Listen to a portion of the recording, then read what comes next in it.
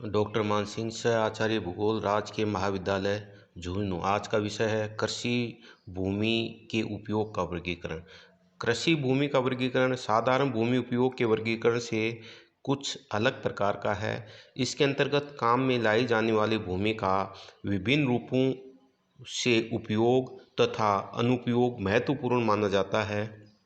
सन 1949 में स्थापित technical committee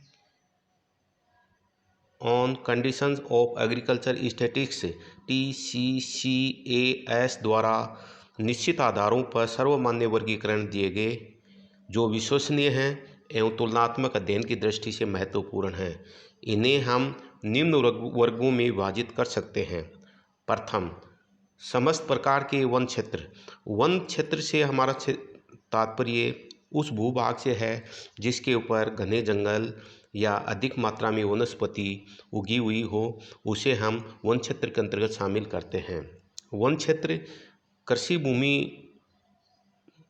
भूमि उपयोग के अंतर्गत अपना महत्वपूर्ण स्थान रखता है, क्योंकि कृषि भूमि के ऊपर जितना वन क्षेत्र विद्यमान रहेगा, उससे मिट्टी के कटाव की समस्या सामान्यतः कम पाई जाती है।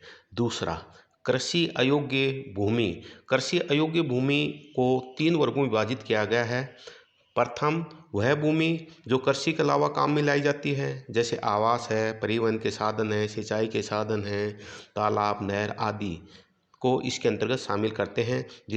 इस प्रकार की भूमि पर कृषि कार्य नहीं किया जाता है। दूसरा, कृषि अयोग्य भूमि, वह भूमि जो कृषि के योग्य नहीं है, जिस पर कृषि कार्य नहीं किया जा सकता है, चाहे उस पर मिट्टी कटाव से संबंधित समस्या हो या अन्य कोई कारण हो, तो उस प्रकार की भूमि पर कृषि कार्य नहीं किया जाता है। तीसरा, बैरन लैंड। बैरन लैंड से तात्पर्य ऐसा धरातल जिस पर कृषि कार्य किया जाना संभव नहीं है, जैसे चट्टानी भूभाग है, पहाड़ी भूभाग है, पठारी भूभाग है, तो ऐसे भूभाग पर कृषि कार्य नहीं किया जाता है। तीसरा, पड़त भूमि। पड़त भूमि को हम 2 वर्गों में विभाजित करते हैं।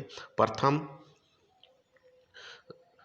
चालू पड़त भूमि। चालू पड़त भूमि से हमारा तात्पर्य उस भूमि से है जिस पर किसान कुछ समय के लिए अपने खेत को खाली छोड़ देता है। जैसे वह खाली छोड़ता है, उस पर वनस्पति उगाती है, उस वनस्पति पर पलटा मार के जैसे ही वह उस वनस्पति के अंश मिट्टी में मिलते हैं, मिट्टी की उर्वरा शक्ति बढ़ती है। जैसे मिट्टी की उर्वरा शक्ति बढ़ती है, उस खेत के अंदर उत्पादन ऑटोमेटिक रूप से बढ़ जाता है।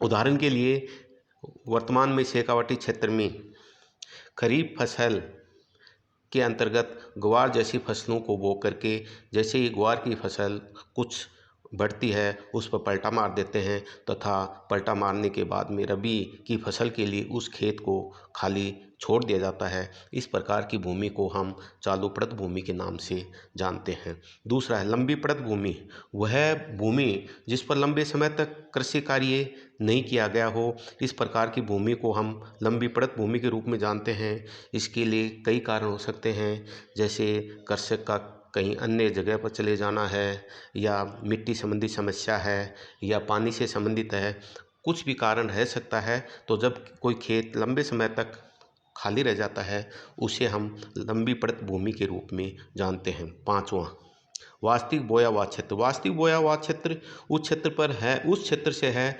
जिस पर चाहे खरीफ फसल हो, चाहे रबी फसल हो, बोई गई हो। उदाहरण के लिए 10 बीघा ज़मीन किसी के पास है और उस ज़मीन पर चाहे रबी की फसल बोई गई हो, चाहे खरीफ की फसल बोई गई हो, तो वास्तविक बोया हुआ क्षेत्र वह 10 बीघा ज़मीन है। छठा, समस्त बोया हुआ क्षेत्र, इसको सकल क्षेत्र के नाम से भी जानते हैं। इसके अंतर्गत रबी फसल तथा खरीफ फसल दोनों को अलग अलग मान करके उसका योग कर लिया जाता है। जैसे रबी की फसल के अंतर्गत 10 बीघा ज़मीन है, खरीफ की फसल के अंतर्गत 10 बीघा ज़मीन है, तो सकल बोया हुआ क्षेत्र 20 बीघा ज़मीन हो जाएगा।